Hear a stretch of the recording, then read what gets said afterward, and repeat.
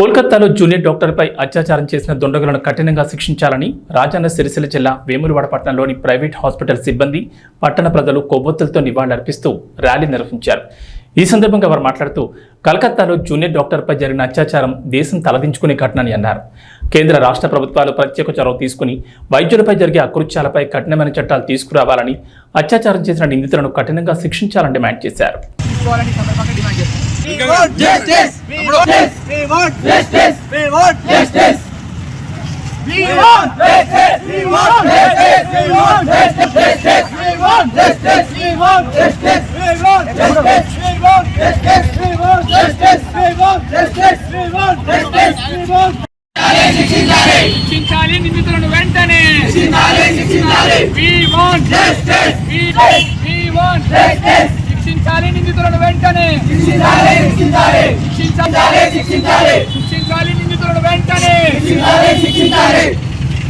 We want justice. We want justice. We want justice.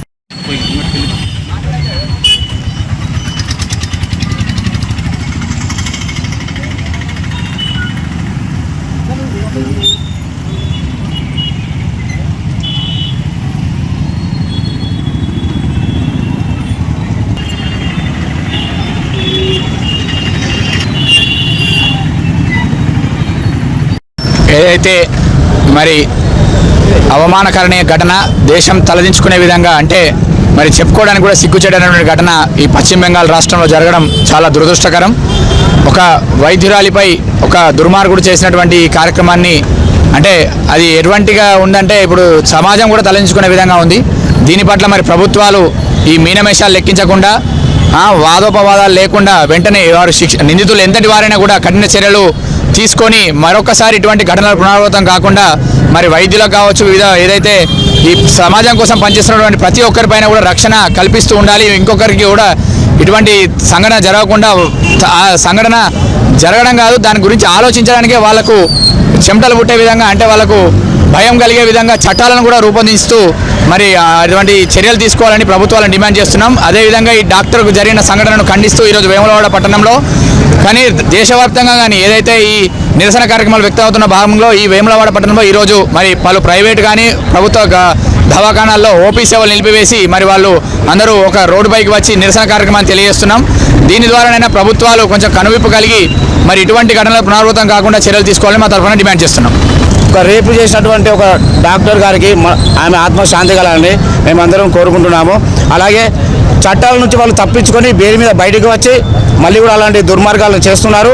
మనకు వైద్యం నారాయణ హరి, మనం ఎక్కడ ఉన్నా మనకు శరీరం ఆపద, మనకు వైద్యుడు ఒక డాక్టర్ దేవునితో సమానం. మనకు అలాంటి వారికి ఈరోజు ఆపద కలిగిస్తున్నారు.